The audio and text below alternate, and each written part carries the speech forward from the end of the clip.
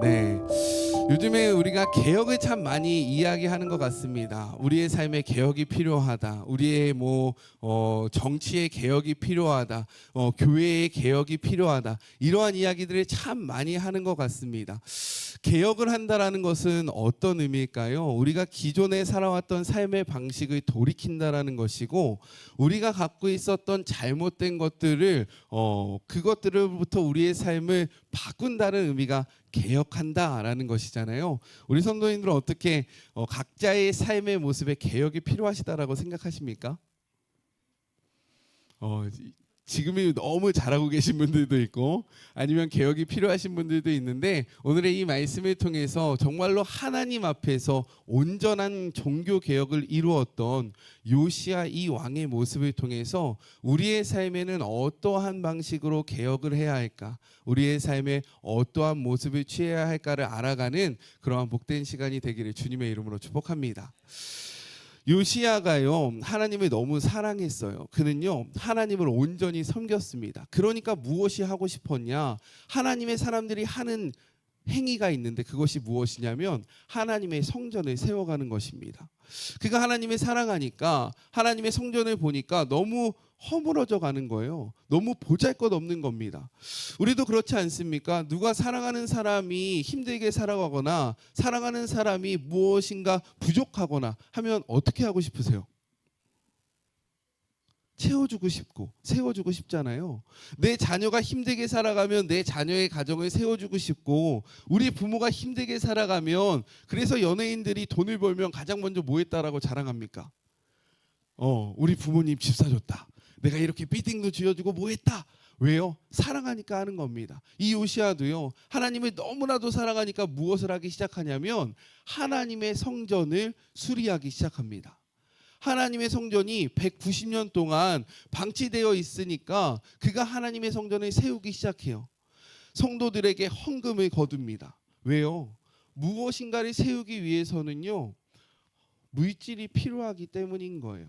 우리 사랑하는 성도 여러분, 요즘에 교회에서 헌금 이야기를 하는 것을 굉장히 거북스러워하는 것 알고 있습니다. 그래서 강단에서 헌금 이야기를 하면요, 우리 성도님들이 시험에 들어요. 그런데요, 교회는 물질로 세워집니다. 아멘이십니까? 우리가 쓰는 이 전기세, 우리가 이 내는 건물세, 우리가 먹는 음식물 다 어디서 나옵니까? 우리의 헌금으로부터 나옵니다. 이 헌금을 바르게 쓰지 못하는 것이 잘못된 것이지, 주의 나라를 위해서 헌금을 내는 것은 절대로 잘못된 일이 아닙니다. 아멘이십니까? 그런데 이단들은 자꾸만 만들어가는 거예요. 분위기를 만들어가는 겁니다. 교회가 헌금 이야기만 한다, 교회가 돈 이야기만 한다. 하나님의 나라는 물질이 필요합니다. 아멘이십니까? 물질이 있어야 선교도 하고요, 물질이 있어야 주의 나라도 세울 수 있습니다. 그러니 오늘도 차량 헌금 때문에 혹시 마음이 불편하신 분들 계실 수 있어요? 네, 고민을 진짜 많이 했습니다. 얘기할까 말까. 얘기해도 안 하시는 분들은 안 합니다. 그렇지 않아요? 얘기 안 해도 하실 분들은 하십니다. 그럼에도 불구하고 제가 얘기한 이유는 뭘까요? 왜 제가 얘기했을까요? 맞아요, 우리 교회차 아닙니까? 우리 교회 아닙니까? 그러면 함께 세워가는 것이 맞습니다. 아멘이십니까? 누군가의 헌신과 누군가의 헌금으로 세워지는 것이 아니라 우리가 십시일반, 제가 그래서 이야기했잖아요. 1,000원도 괜찮다. 조금 내려볼까요? 100원도 괜찮습니다. 우리가 드린다는 것은 내 마음을 쏟는다는 것이에요. 아멘이십니까? 내가 무엇인가를 드릴 때 내 마음이 흘러가게 되어 있습니다. 그래서 우리 성도님들, 교회에서 헌금 이야기를 할 때 불편해 하시기보다는 교회의 필요가 무엇인지를 돌아볼 줄 아는 우리가 되기를 간절히 소망합니다. 그래서 요시야는요, 성도들에게 헌금하라라고 이야기해요.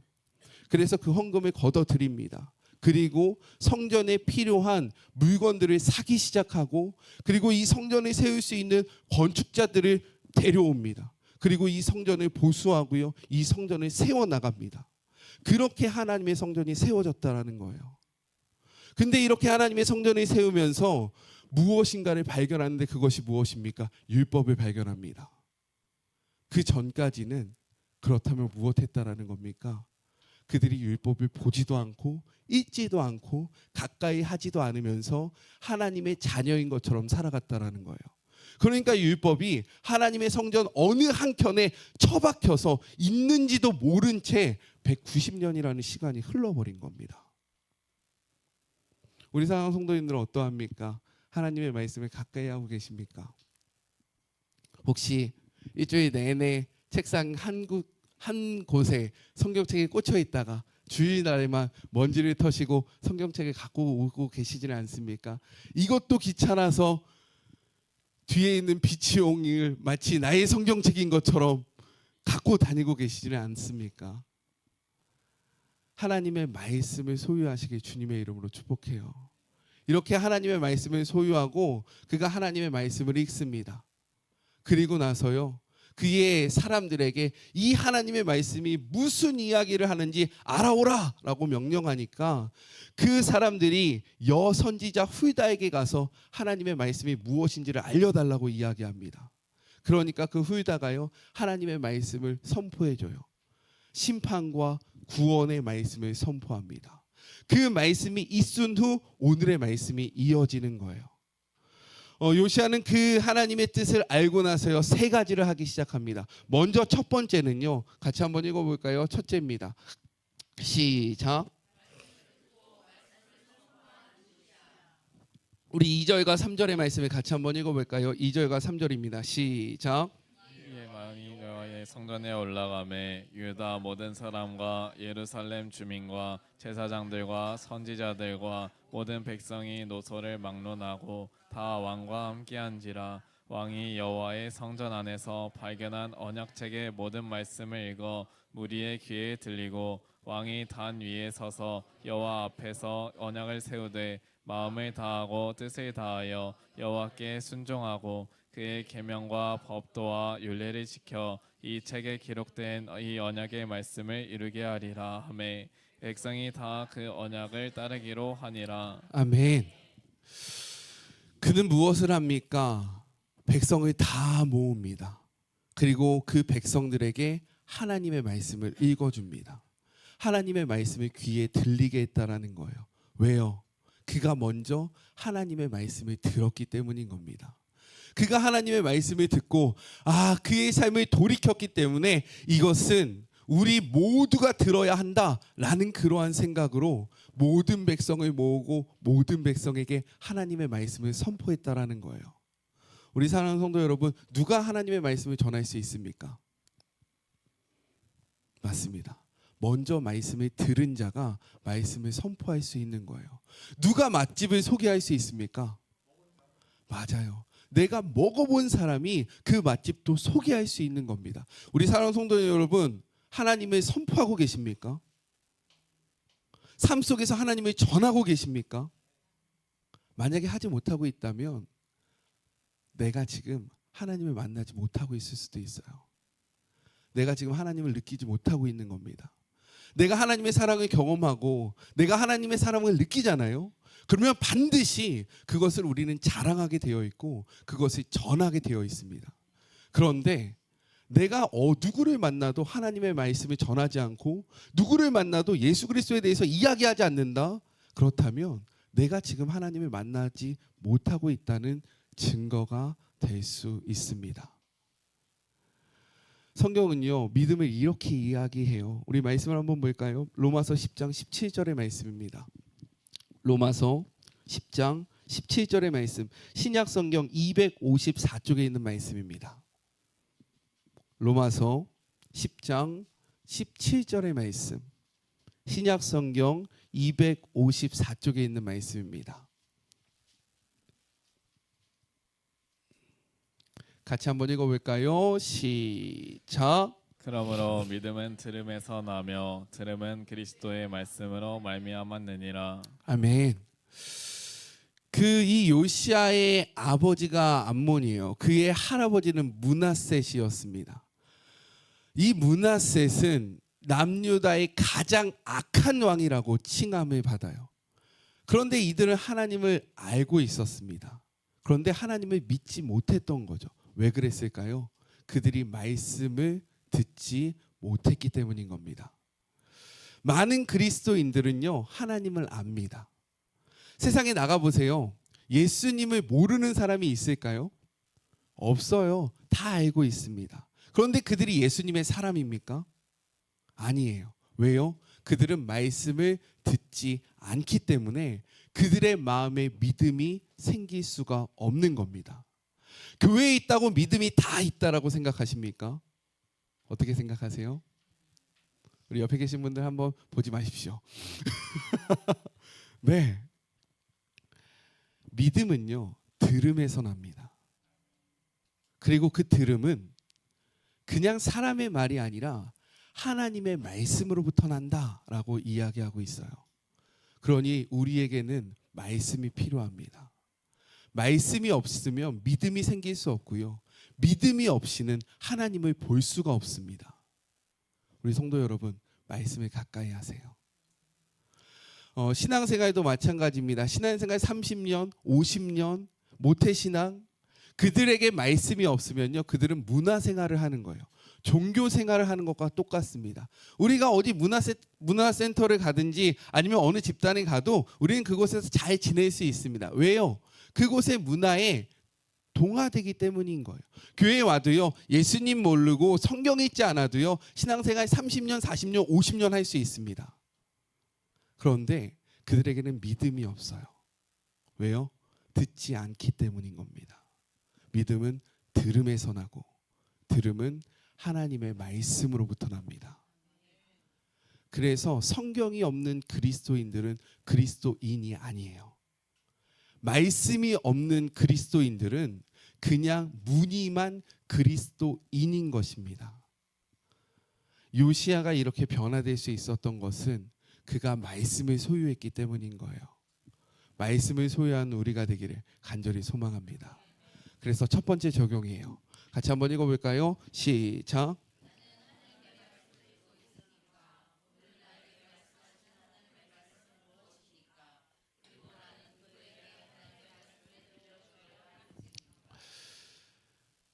요시아는요, 말씀을 자기가 듣고 나서 혼자만 간직하지 않았습니다. 어떻게 했어요? 모두를 불러 모아놓고 그 말씀을 선포했어요.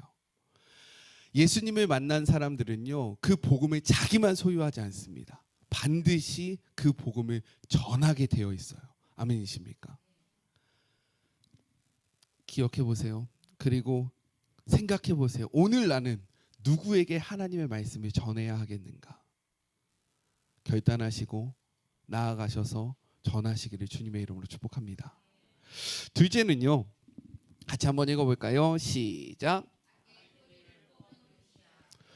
네, 제가 그 성인용 여드름도 계속 나요. 이렇게 가끔 여드름이 계속, 가끔이 아니라 항상 있는 것 같아요. 그런데 이 여드름이요, 참 재밌습니다. 이 여드름이 살짝 익었을 때 짜면요, 이게 어떻게 될까요? 아프기만 하고 끝까지 뿌리를 짜지 않으면 어떻게 될까요? 네, 더 커집니다. 염증이 더 커져요. 그런데 그 뿌리까지 말끔히 짜내면 어떻게 될까요? 네, 새살이 돋아나요. 유다에는 많은 왕들이 8명의 선한 왕이 있었습니다. 그런데 이 요시야를 제외한 7왕은요, 하나님 앞에 선하다라고 평가를 받았지만 그 뒤에 항상 붙은 말씀이 있었어요. 무엇이냐? 그들이 산당은 제거하지 못했다. 즉 하나님 앞에 온전히 살려고 노력했으나 악의 뿌리를 뽑아내지 못했다라고 이야기하고 있는 거예요. 그런데 이 요시야는요, 아니었습니다. 악의 뿌리를 끝까지 뽑아냅니다. 우리 말씀을 같이 한번 볼까요? 4절의 말씀 함께 읽겠습니다. 시작.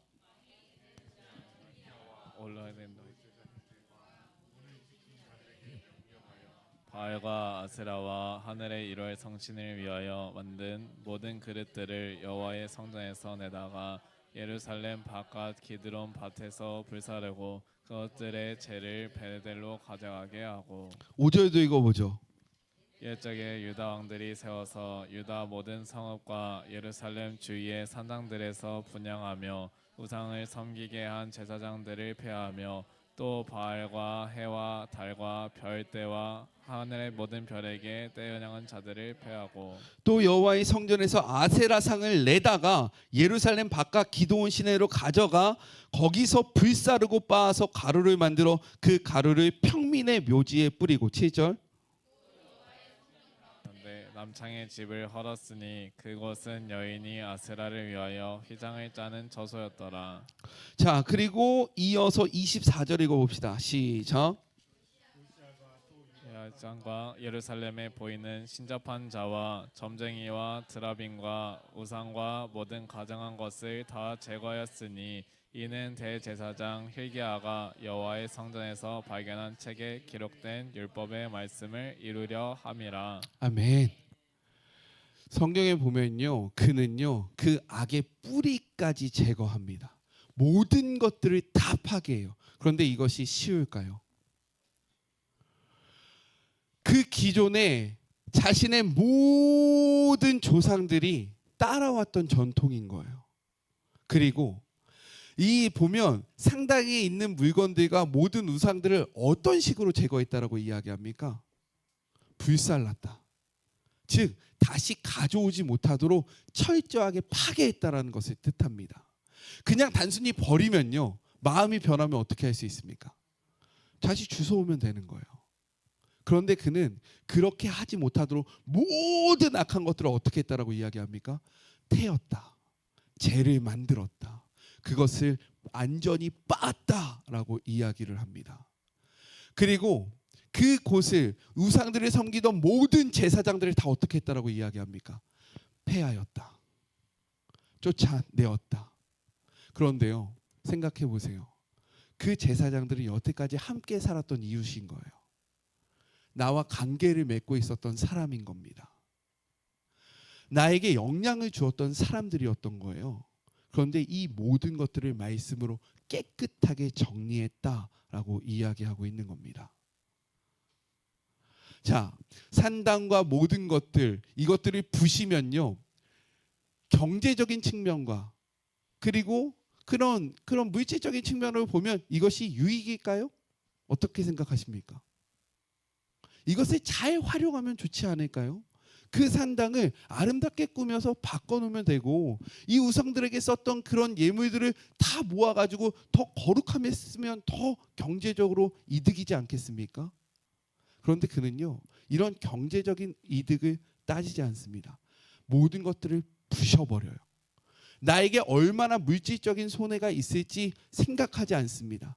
하나님께서 기뻐하시지 않으니까 내 삶 속에서 완전히 도려냈다라는 거예요. 인간적인 관계도 마찬가지였던 겁니다. 나에게 악영향을 주는 것, 하나님이 기뻐하시지 않는 그 모든 것들을요, 철저하게 끊어내기 시작합니다. 그래서 그는요, 그 악의 뿌리를 뽑을 수 있었다라는 거예요. 성경은 우리에게 이렇게 이야기해요. 데살로니가 전서 5장 22절, 신약 성경 333쪽에 있는 말씀입니다. 데살로니가 전서 5장 22절, 신약 성경 333쪽에 있는 말씀입니다.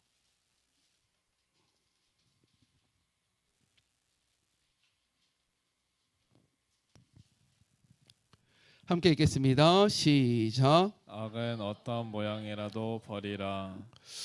우리는요, 이 악을 어떻게 좀 잘 사용해 볼까라는 생각을 해봐요. 이것을 좀 좋게 쓰면 좋지 않을까? 좀 이렇게 하면 괜찮지 않을까? 그런데 성경은요, 단호하게 이야기합니다. 악은 그 어떤 모양이라도 무엇하라? 버려라.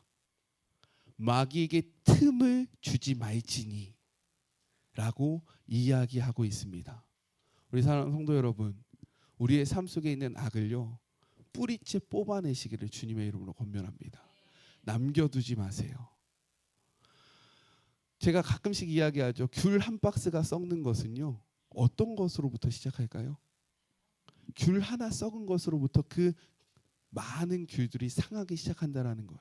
우리의 삶도 마찬가지입니다. 작은 악이요, 우리를 무너뜨려요. 작은 악이요, 우리를 멸망시킵니다. 큰 악이 우리를 멸망시키는 것이 아니에요. 모든 믿음의 사람들이 언제 넘어지는지 아십니까? 갑자기 믿음의 사람이 배교하라 라고 하면 배교하는 줄 아세요? 아니에요. 절대로 그렇지 않습니다. 작은 부분부터 타협하기 시작하는 거예요. 이 정도는 괜찮지 않을까? 내가 이 정도 안 하는 거는 괜찮지 않을까? 근데 그것이요, 바늘 도둑이 어떻게 되는 겁니까? 소도둑 되는 거예요. 신앙의 작은 타협이 우리의 삶의 큰 타락으로 우리의 삶을 이끌어가는 것입니다. 그러니 말씀 앞에 절대로 타협하지 마세요. 아멘이십니까? 주일은 목숨 걸고 지키십시오. 주일 빠지지 마세요. 하나님의 나를 범하기 시작하면 우리의 삶이 무너지는 것은 금방입니다. 아멘이십니까? 절대로 빠지지 마십시오. 작은 영역부터 세워갈 때 하나님의 나라가 세워지는 거예요. 그러면 이 개혁의 범위는 어디였을까요? 8절은 이렇게 이야기합니다. 8절의 말씀 함께 읽겠습니다. 시작. 우리가 성읍에서 모든 제사장을 불러오고 또 제사장이 분향하던 산당을 게바에서부터 브에세바까지 더럽게 하고 또 성문의 산당들을 헐어버렸으니 이 산당들은 그 성읍의 지도자 여호수아의 대문 어기 곧 성문 왼쪽에 있었더라. 게바, 우리나라를 나타낼 때 남과 북을 통틀어서 어디부터 어디까지라는 말을 많이 할까요? 맞아요. 한라에서 백두까지면 한반도를 다 이야기하는 겁니다. 왜 북이스라엘의 단과 베델에 금송아지를 세웠을까요? 그것이 최북단과 최남단이었기 때문인 거예요. 지금 오늘 이야기하고 있는 이 게바, 그리고 또 어디입니까? 브에세바는요, 어디냐면 게바는 남유다의 가장 북쪽에 있는 성읍입니다. 그리고 브에세바는요, 가장 밑에 남쪽에 있는 성읍이었어요. 그러니까 이 개혁은요, 수도에서만 이루어진 것이 아니라 남유다 전체에서 이루어졌다라고 이야기하고 있는 겁니다. 우리의 삶의 개혁은 우리의 삶의 전 영역에서 일어나야 합니다. 어느 한 부분만 이루어지면 안 돼요. 우리의 삶 전 영역에서 개혁하시기를 주님의 이름으로 축복합니다. 그런데 더 특이한 것은 무엇이냐면 성경은 이렇게 이야기하고 있다는 거예요. 요시아의 개혁 운동은요, 여기서 그치지 않고 19절, 20절 같이 한번 읽어볼까요? 19절과 20절의 말씀입니다. 시작. 전에 이스라엘 여러 왕이 사마리아 각 성읍에 지어서 여호와를 경노하게 한 산당을 요시아가 다 제거하되 베델에서 행한 모든 일을 행하고 또 거기 있는 산당의 제사장들을 다 제단 위에서 죽이고 사람의 해골을 제단 위에서 불사르고 예루살렘으로 돌아왔더라. 베델은 어느 나라에 속해 있는 땅일까요? 잘 생각해 보세요. 지금 이 요시아는 어느 나라 왕일까요? 남유다 왕입니다. 남유다에는 예루살렘이 있어요. 자, 그런데 베델이라는 곳이 지금 베델에 있는 산당을 없앴대요. 그리고 그곳에 있는 제사장들도 다 죽였다라고 이야기합니다.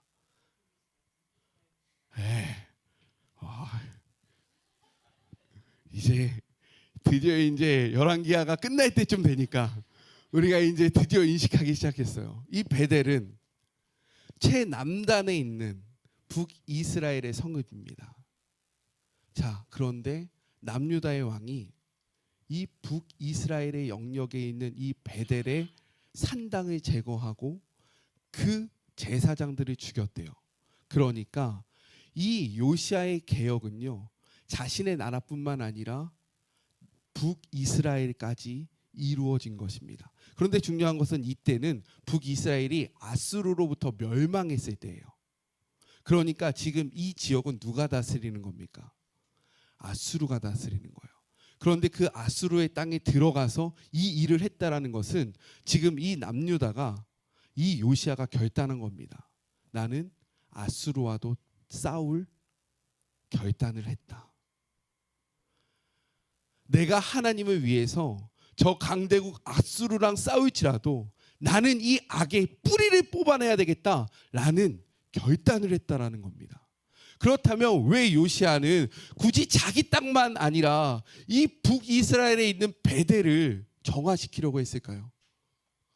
그 이유가 중요합니다. 이 정치적인 경제적인 위험을 감수하면서까지 왜 베델까지 올라가서 그러한 행위를 했을까요? 민족에 대한, 맞아요. 우리 민족이니까, 그리고 거기가 북이스라엘을 멸망시켰던 악의 근원지니까 그것을 정화시킨 것 맞습니다. 그리고 또 한 가지 이유가 있어요. 제가 아까 전에 살짝 이야기했는데 베델의 위치를 한번 생각해 보세요. 베델이 어디라고요? 북이스라엘의 최남쪽. 그러면 남유다와 가장 가까운 곳. 그러니까 이 북이스라엘에 있는 베델의 사람들이 남유다로 넘어올 수 있지 않습니까? 그러면 이들의 신앙이 정화되지 않으면 이곳을 아무리 깨끗하게 해놔봤자 이들이 또 악한 것을 가지고 들어오면 이 땅이 더러워지니까 우리의 신앙을 위해서 이곳까지 정화시켰다라는 겁니다. 아멘이세요? 완전히 그 악의 뿌리를 뽑아버린 겁니다.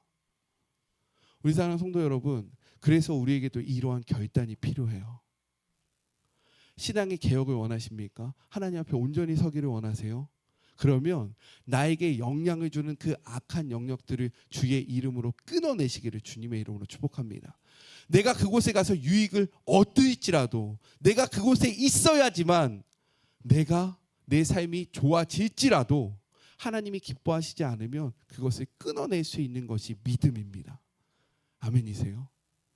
그래서 두 번째 적용입니다. 같이 한번 읽어볼까요? 함께 읽겠습니다. 시작.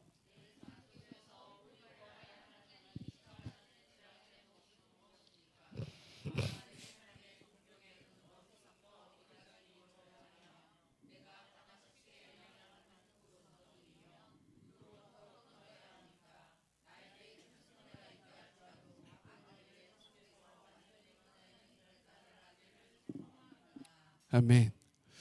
이 말씀이 그건 거예요. 내 삶 속에서 뿌리 뽑아야 하는 하나님께서 싫어하시는 죄악된 모습은 무엇인가? 다 있지 않습니까? 다 있어요. 저도 있어요. 이것을 뽑아내셔야 합니다. 뽑아낼 때에 어디서부터 어디까지 생각해 보세요. 전 영역을 하셔야 됩니다. 그런데 더 나아가서 내가 가장 쉽게 영향을 받는 곳, 내가 이곳만 가면 무너진다, 내가 이곳만 가면 하나님의 뜻과 다른 곳으로 살아간다, 그러면 그곳에 가면 안 되는 겁니다. 그리고 내가 이 사람만 만나면 믿음이 흔들린다, 내가 이 사람만 만나면 하나님과 멀어지고 악을 향하여 나아가게 된다, 그러면 이것조차 나에게 손해가 있다 할지라도 끊어내야 한다라는 거예요. 아멘이십니까?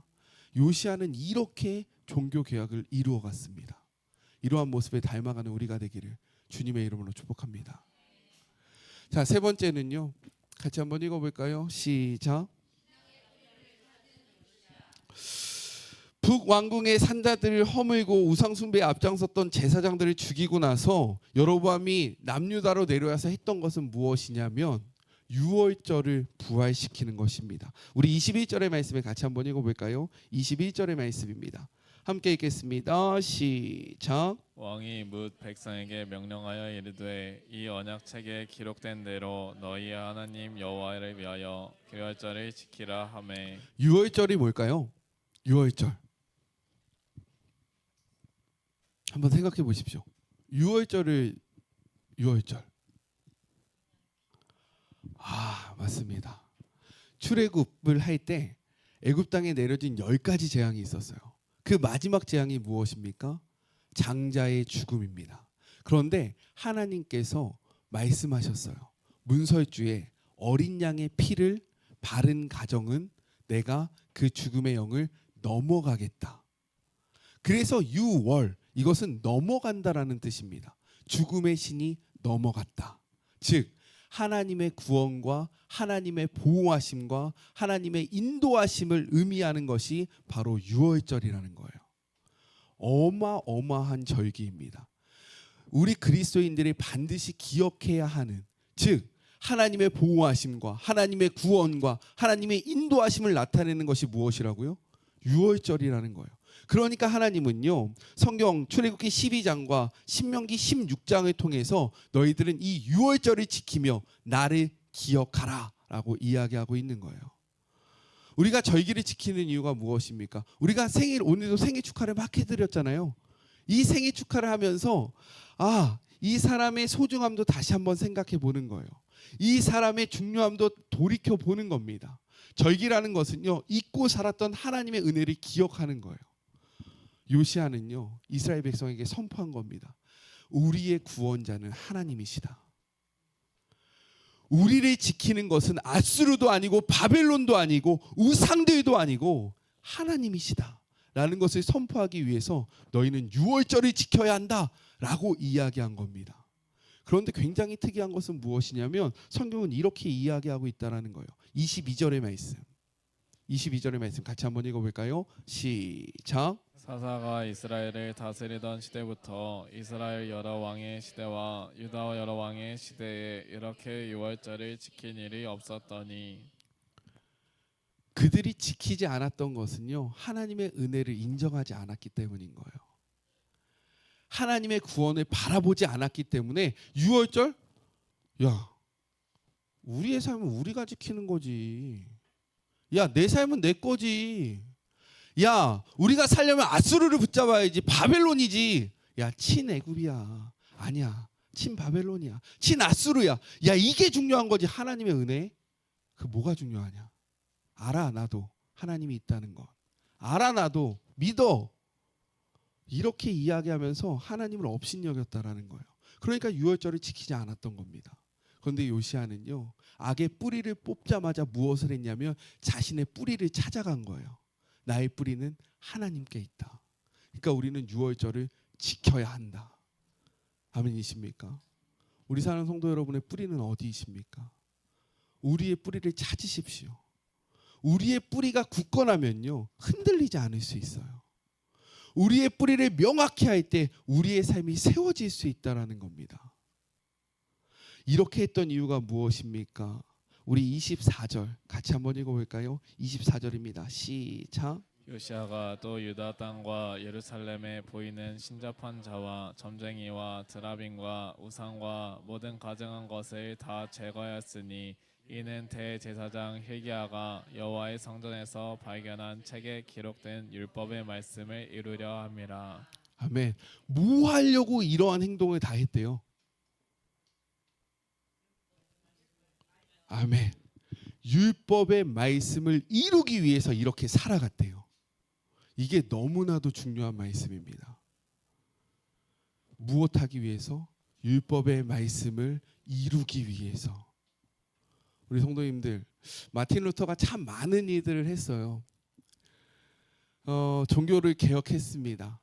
그리고 나서 그의 삶을 붙잡았고 우리의 슬로건이 된 게 있어요. 솔라피데. 무엇입니까? 오직 믿음. 오직 믿음으로. 그런데 성경은 믿음을 무엇이라고 이야기하는지 아십니까? 우리 이 말씀만 보고 오늘 말씀을 마칠게요. 야고보서 3장 14절부터 26절입니다. 야고보서 3장 14절부터 26절의 말씀이에요.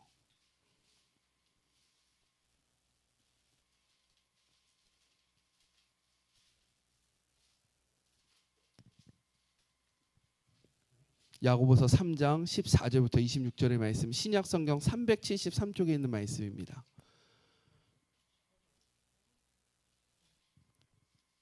네? 잠시만요. 야고보서 2장인가? 야고보서 3장 14절부터 2장 14절부터 26절까지. 네. 저와 한 절씩 교독하시죠. 내 형제들아, 만일 사람이 믿음이 있노라 하고 행함이 없으면 무슨 유익이 있으리요? 그 믿음이 능히 자기를 구원하겠느냐? 만일 형제나 자매가 헐벗고 일용할 양식이 없는데 너희 중에 누구든지 그에게 이르되 평안히 가라, 덥게 하라, 배부르게 하라 하며 그 몸에 쓸 것을 주지 않으면 무슨 유익이 있으리요? 이와 같이 행함이 없는 믿음은 그 자체가 죽은 것이라. 어떤 사람은 말하기를 너는 믿음이 있고 나는 행함이 있으니 행함이 없는 내 믿음을 내게 보이라. 나는 행함으로 내 믿음을 내게 보이리라 하리라. 내가 하나님은 한 분이신 줄을 믿느냐? 잘하는도다. 귀신들도 믿고 떠느니라. 아, 허탄한 사람아, 행함이 없는 믿음이 헛것인 줄을 알고자 하느냐? 우리 조상 아브라함이 그 아들 이삭을 제단에 바칠 때에 행함으로 의롭다 하심을 받은 것이 아니냐? 내가 보거니와 믿음이 그의 행함과 함께 일하고 행함으로 믿음이 온전하게 되었느니라. 이에 성경에 이른바 아브라함이 하나님을 믿으니 이것을 위로 여기셨다는 말씀이 이루어졌고 그는 하나님의 벗이라 칭함을 받았나니. 이로 보건대 사람이 행함으로 의롭다 하심을 받고 믿음으로만은 아니니라. 또 이와 같이 기생 라합이 사자들을 접대하여 다른 길로 나가게 할 때에 행함으로 의롭다 하심을 받은 것이 아니냐? 함께 읽겠습니다. 영혼 없는 몸이 죽은 것이 행함이 없는 믿음은 죽은 것이니라. 아멘. 우리 성도님들은 믿음이 있으십니까? 아는 것은 믿음이 아니에요. 사는 것이 믿음입니다. 말씀을 많이 아는 것은요, 믿음이 아닙니다. 말씀을 살아내는 것이 믿음입니다. 요시야는요, 말씀을 알았어요. 그래서 그 말씀을 자신의 삶에서 살아냈으므로 그는 믿음이 있는 자라 칭함을 받게 된 것입니다. 저는 우리가 아는 자가 되지를 원치 않아요.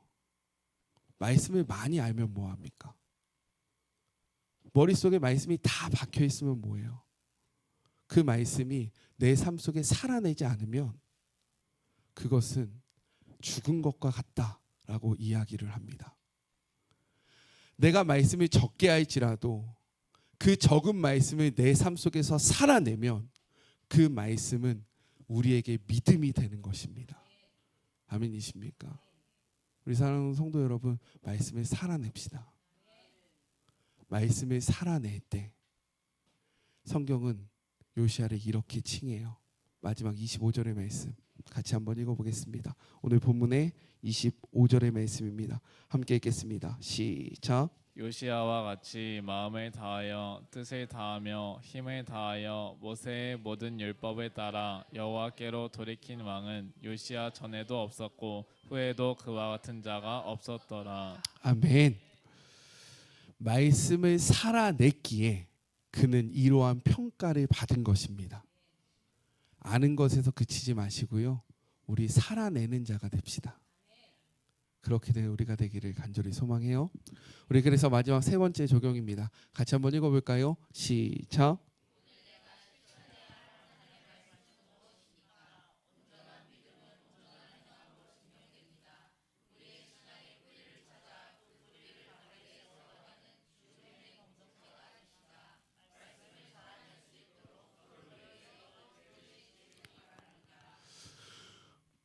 말씀을 살아내는 것은 생각보다 많이 어려워요.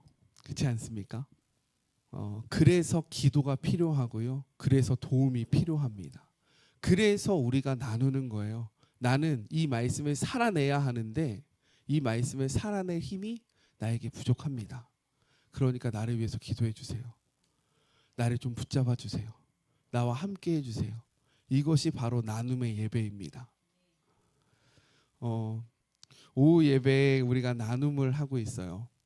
때로는 껄끄럽기도 하고 부담스러울기도 하실 겁니다. 그런데 우리가 공동체라고 이야기하잖아요. 그러면 우리의 마음을 나눠야 하지 않겠습니까? 서로의 기도의 제목을 들어야 하지 않겠습니까? 우리가 말씀을 살아낼 수 있도록 서로 붙잡아 줘야 하지 않겠습니까? 우리가 주일은 주님의 날이라고 이야기하면서 주일 오전 예배를 드렸다고 내가 나의 할 일을 다 했다라고 생각하십니까? 우리 성도 여러분, 함께 지어져가는 우리가 되기를 주님의 이름으로 축복합니다. 같이요, 함께 연합하는 것이 정말로 공동체의 힘이고 이것이 말씀을 살아내는 길입니다. 그렇게 되는 우리가 되었으면 너무나도 좋겠습니다.